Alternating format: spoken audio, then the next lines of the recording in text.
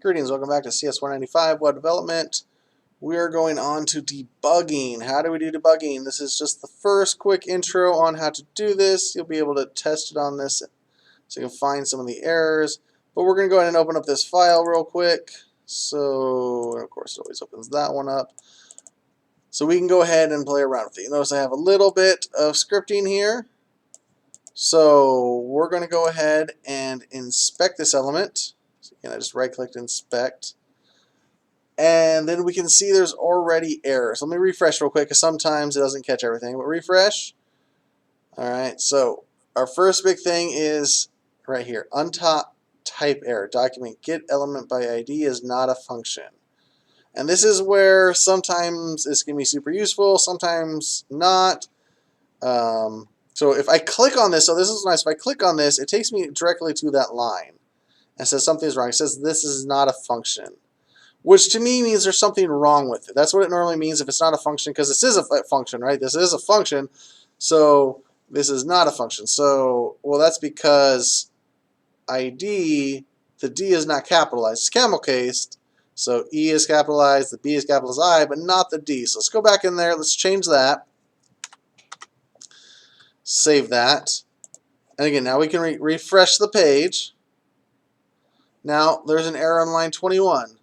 You cannot read the property style of null. And this is stuff you get all the time. If you can't read a style of null, well, we checked that those variables are the same. So this, we just fixed this code. So this code is working, but we're looking for an ID of test. If we look through our code, nothing on here has an ID of test. A lot of times this is a spelling error, so maybe it does have an ID, but you put testing and then try to search for test. Sometimes your variables don't match, but what that means, when you see this property of null, you can click on it, it'll highlight it for you, which is very helpful if you have hundreds of lines of code.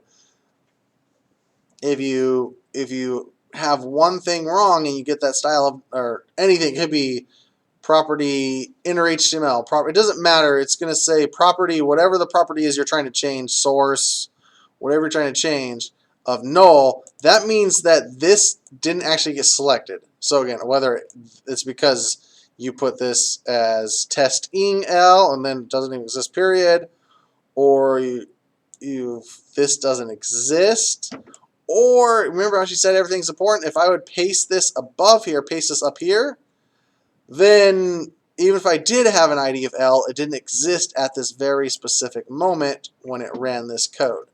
But that's it, right? You do your right-click inspect, it pops this open, you can have the whole console. I know I just use it down here so I can kind of see this as well, and then click on it and it pulls you right to the line of code. It doesn't always give you something. I mean, probably to most of you, property null means nothing, property of null, but as you start reading, well, it's because